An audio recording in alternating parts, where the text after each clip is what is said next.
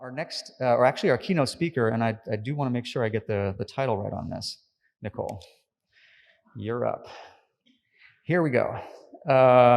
So Nicole is with, Nicole LeBoeuf is, let me get this right here, the Assistant Administrator of Services and Coastal Zone Management at NOAA's National Ocean Service. That is a very fancy title, but she is one of the higher ups of a fantastic organization, was one of our key sponsors here. And so I will not take any more of her time. Without further ado, Nicole LeBoeuf.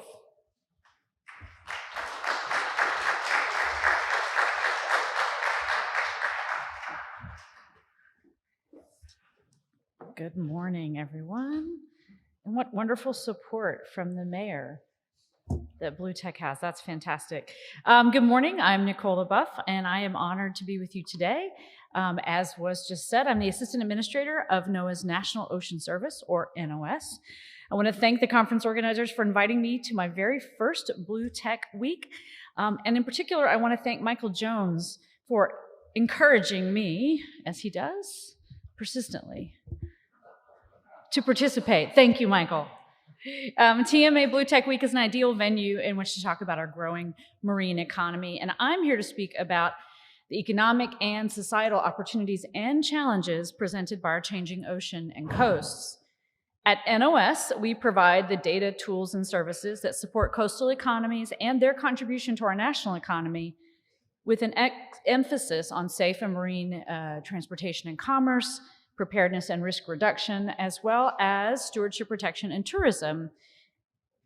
We do that all with the lens of an evolving economic, environmental, and social pressure on our ocean and coasts.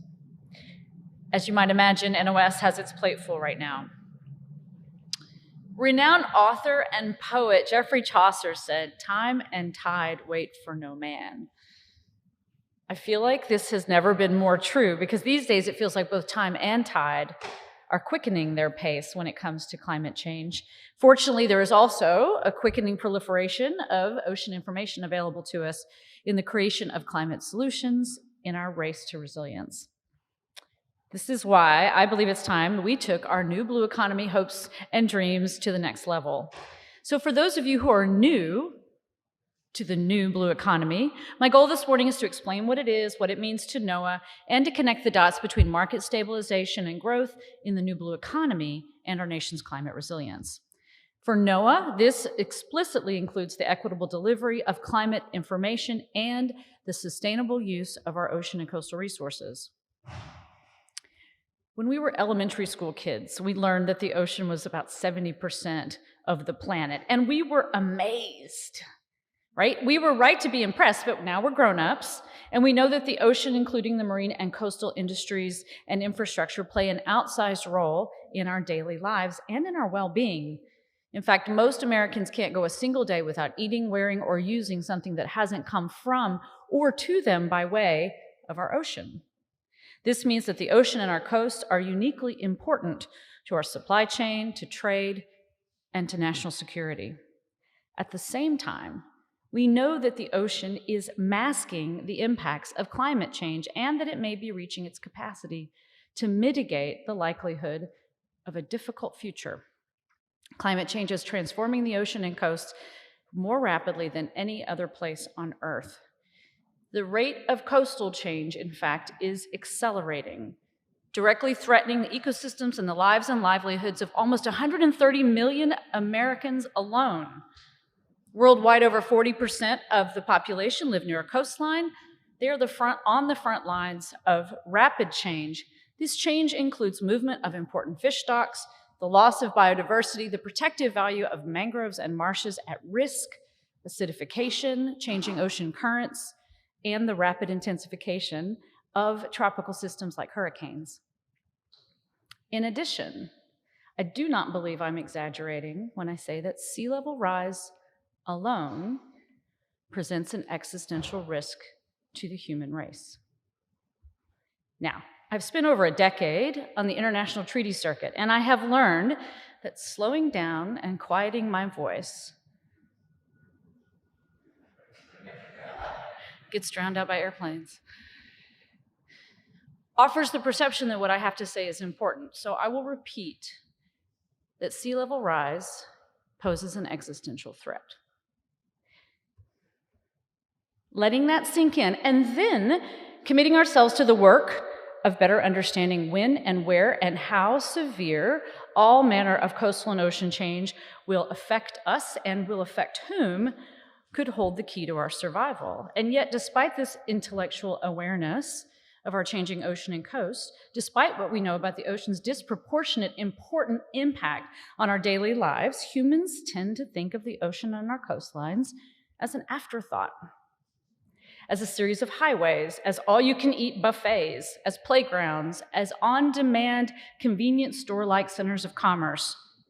We take the impacts of our activity on the oceans and our own health for granted. So insert climate change, and we find that our buffets are depleted and are moving, rapidly changing how they will feed us. Insert climate change, and we see more clearly that many of the people in our playgrounds are historically underserved, burdened by generations of injustice, already living in harm's way.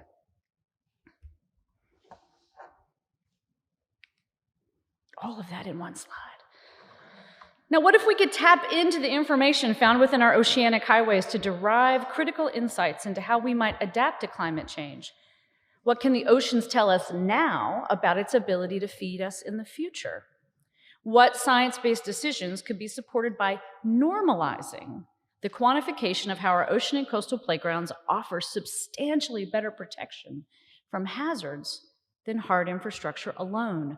What if we could fill our bank accounts with wealth derived from the protection of coastal habitats that offer dramatically more carbon sequestration than their inland counterparts?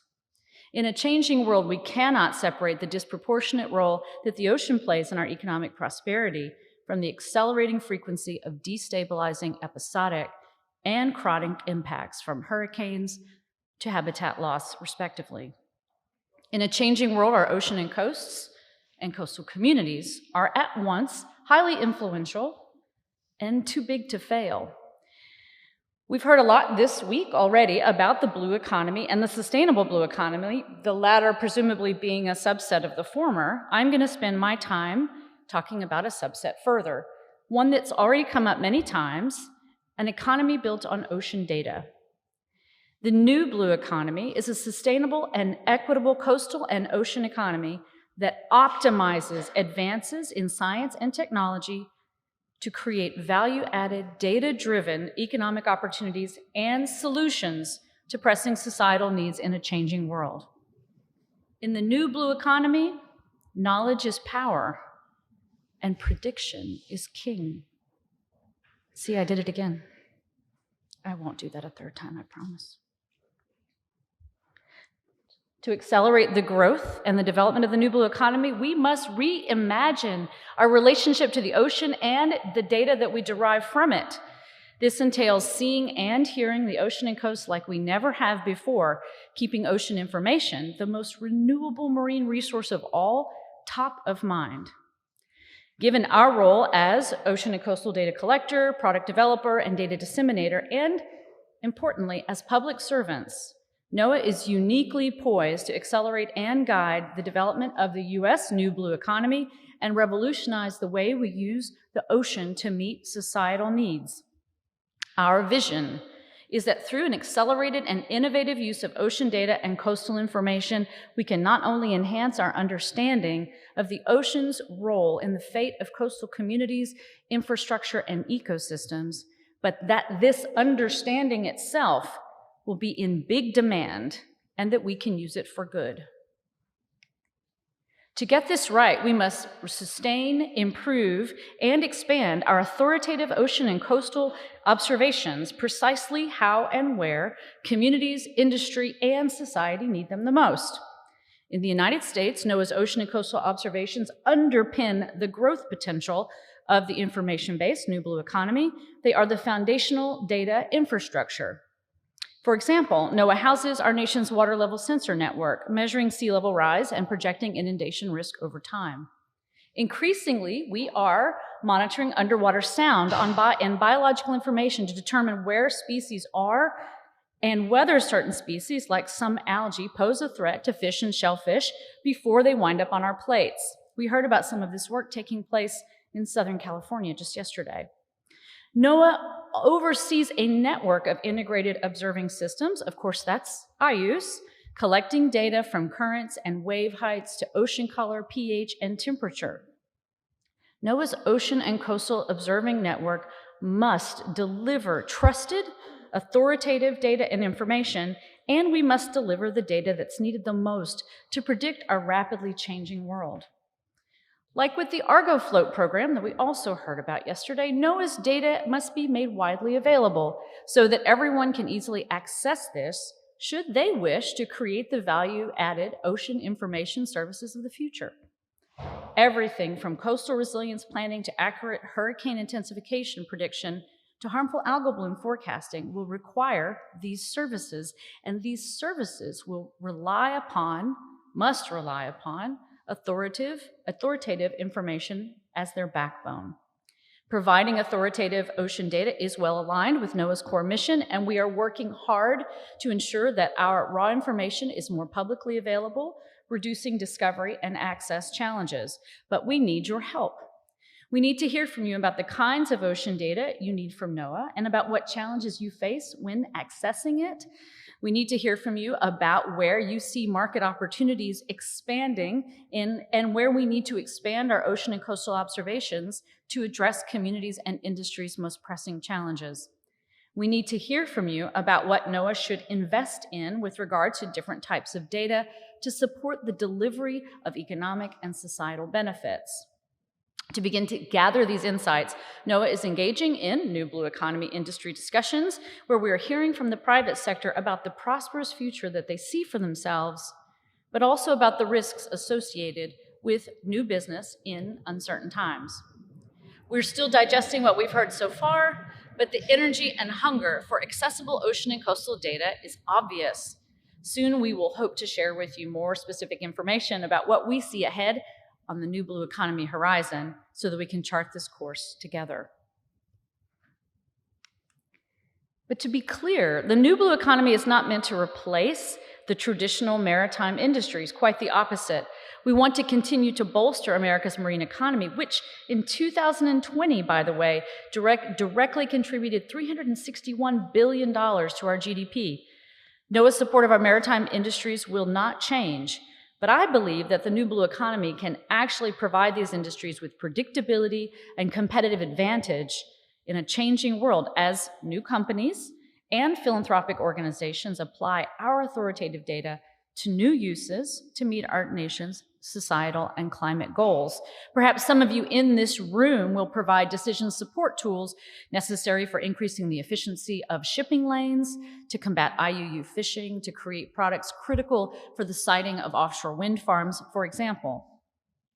Our critical traditional blue economy industries are facing a future with increasing, destabilizing, even catastrophic events. The use of ocean data to help industry and society plan, even predict future conditions, offers the potential for continued prosperity as things change. The new blue economy can also contribute to the resilience of coastal communities. Earlier I mentioned sea level rise and all the people that live along the coast. Their fate, and the fate of those living in locations potentially in receipt of displaced populations, may hinge on how well we use ocean and coastal data to predict and inform decision-making related to how and where people live. Coastal resilience is not one thing or a static condition, by the way. It is a desired and frequently temporary state of being that requires many inputs over time relative to what it is you're trying to make resilient and what you're trying to make it resilient to. Right now, across Florida, communities are having difficult conversations about whether their homes are still safe, their beaches still hospitable, their dunes and marshes still protective, and about whether to rebuild at all. Importantly, these conversations start with and lead to resilience inputs, and they all require authoritative information. Information about the past and the present, but also definitely information about the future, as well as information that connects each bit of data to another creating more than information, creating insights. So how else will these communities and others around the nation make informed decisions without access to predictive tools and information developed with authoritative ocean and coastal data? The answer is they might not, or they will have to pay for it dearly.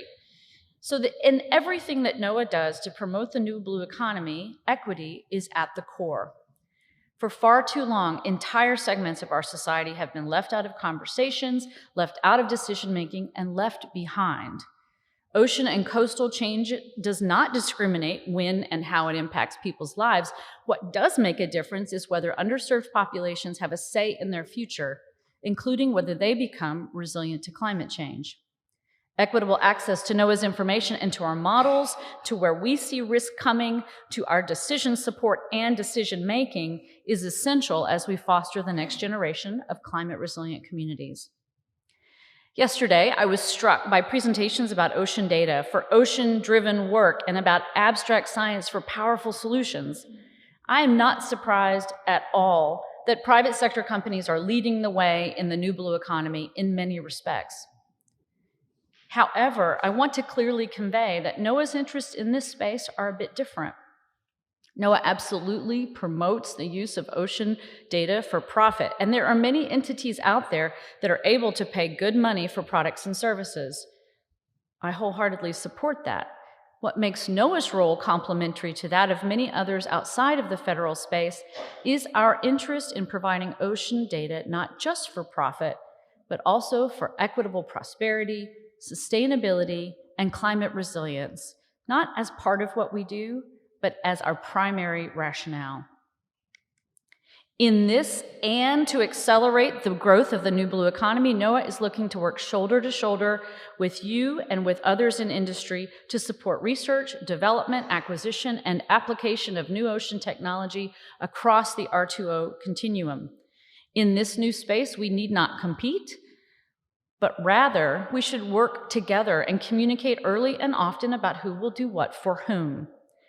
There is not time for inefficiency, for duplication of effort, and particularly when it comes to delivering authoritative climate services, not just to those who can pay top dollar for them, but also for those who expressly cannot. NOAA is also looking to grow its role in bringing a more diverse workforce into the new blue economy. This week, we've heard about the need for a diverse and highly skilled blue economy workforce and about the opportunities to tap into underutilized and underserved communities to provide STEM and tech education and training for good-paying jobs, and about aspirations for a future that includes everyone in it. BlueTech clusters, incubators, and accelerators are popping up everywhere, each unique in terms of its membership, its purpose, and its relative maturity. In some cases, these small and specialized, innovative companies are driving the growth of the new blue economy. And we heard from some just yesterday. They sort of defy conventional labels and strict definitions, and I'm all about that. I'm absolutely thrilled to see them proliferate, call themselves what they want. NOAA is actively working to identify what we can do to give them information, interpretation, technical assistance, and a transparent, predictable, de-risked landscape within which they can succeed. Locally, these fresh, innovative companies have a positive impact. They create good-paying jobs, high-quality jobs, but like the changes from the climate, job creation can also leave people behind. So NOAA believes that it is precisely in this high-tech, innovative sector of the new blue economy that we have the potential to shape our future workforce with more diversity and more equitable delivery of positive outcomes. I mean, what an amazing opportunity to be part of a developing and encouraging a tech-savvy, solution-oriented, diverse workforce that will see to it that all communities, no matter their income level, have access to ocean data-derived tools and products. Just think of the power of the next generation of ocean geeks, problem solvers, entrepreneurs, and ocean information super users if they come from all walks of life with societal good right in the middle of their business plans. Speaking of society, NOAA is committed to providing ocean and coastal data to everyone as a fundamental public good. But that does not mean that NOAA can or should do it all. We can't make all the ocean-related value-added products. In fact, we are eager for others to step in and fill the gaps. What is inherently governmental is an ongoing conversation. So I want to provide just a few examples of what this means to NOAA with respect to the new blue economy. And I'll preface that by saying on Monday, I was honored to be given a tour of the Port of San Diego. We visited a shellfish aquaculture research facility and discussed how having not just real-time information, but localized forecasts of ocean and water quality conditions could help to de-risk this enterprise, not just for one operator, but for others to follow. That's the new blue economy. And yet, it's a space that NOAA sometimes works in. Yes, we have developed similar products and services when we've decided that it is right for the government to do that. As we heard yesterday, NOAA and partners in IUCE Network have developed harmful algal bloom forecasting capabilities to alert coastal managers to blooms before they cause negative impacts, including to shellfish farmers. NOAA can provide authoritative foundational information and ocean currents and even real-time regional forecasts. However, I suspect that for some aquaculture operations, they may wish to do more to retain their competitive advantage. Some companies may want to have specific ocean condition forecasts downscaled spatially and perhaps upscaled temporally, made bespoke for them in ways that NOAA is not going to provide. Someone else could do that. And as many of you know, NOAA works with federal and academic partners to deploy autonomous gliders into the paths of hurricanes to better understand the conditions required for tropical systems to intensify. To date, NOAA has found that collecting real-time oceanographic data via gliders in and around these tropical systems can increase our intensity forecast accuracy by as much as 50%. In all likelihood, NOAA will continue to work with partners in this space because of the importance of getting these data into our models to enhance our role as advisors to state and local authorities when making decisions about evacuation orders. Given the tight linkages between these data and the protection of lives and property, my guess is that there will always be a strong role for NOAA in this space. NOAA also developed a product called PORTS, Physical Oceanographic Real-Time System in support of safe and efficient maritime transportation. NOAA's PORTS product provides shipmasters and pilots with accurate real-time information to avoid groundings and collisions and to reduce environmental impacts like fuel spillage from lightering and air quality degradation for port-adjacent communities. We have decided that in providing these services to the public, that is a role for us, that it is a public good, and that it should be in NOAA's wheelhouse. However, just a couple weeks ago, I participated in an invitation-only meeting on the decarbonization of the shipping industry. Over and over again, I was asked by industry leaders about what data NOAA has or could possibly provide, and what data would be reliably useful in the creation of value-added products by the private sector in the service of whales, port communities, GHG targets, and infrastructure resilience. Big firms are asking for bespoke, commercially produced products and services, but they absolutely want NOAA's data to be the foundation. I provide these new blue economy examples because I believe there is and will be plenty of work to do, and I encourage us to work together to identify what is in the public good and for NOAA to do, and what is better suited for others. Last example. So I mentioned sea level rise earlier. It is NOAA's job to measure sea levels in the United States. Working with federal agency partners earlier this year, we provided up-to-date sea level rise projections for all U.S. states and territories, finding that sea levels along the U.S. coast are projected to rise on average 10 to 12 inches in the next 30 years. This report also concludes that sea level rise will create a profound shift in coastal flooding by causing tide and storm surge heights to increase and reach further inland, and that coastal flooding is expected to occur on average more than 10 times as often as it does today. Coastal inundation risk and impacts are, of course, intensified by local rainfall, river discharge, wave impacts like coastal erosion, and the state of existing infrastructure.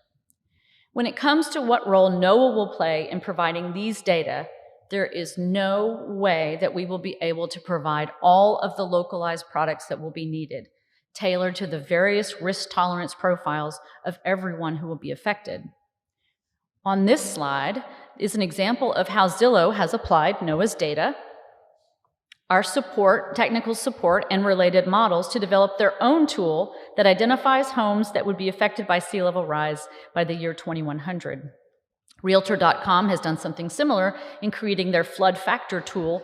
Both products are created with private sector resources for their own specialized use, but with NOAA's authoritative data at their core.